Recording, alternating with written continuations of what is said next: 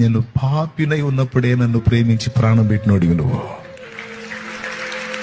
నేను మంచోడినై మంచిదాన్నై ఉన్నప్పుడు కాదు, నేను పూర్తిగా చెడిపోయిన స్థితిలో, చచ్చిన స్థితిలో, నీకు శత్రువుగా నడుచుకున్న దినానే నన్ను ప్రేమించి, ఆ చెడిపోయినోడిని, ఆ చెడిపోయిన దాన్ని ప్రేమించి చచ్చిపోయినోడు అని నాకు తెలుసు. నువ్వు నా కోసం ప్రాణం పెట్టినోడు అని నాకు తెలుసు.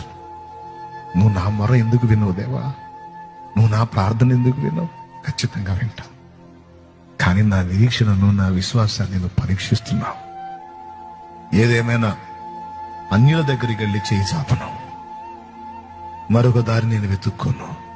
నా రక్షకుడివి, నా ప్రియుడివి, నా రాజువి, నా ప్రభువి, నా దేవుడివి, నాకున్న ఆధారము నువ్వే.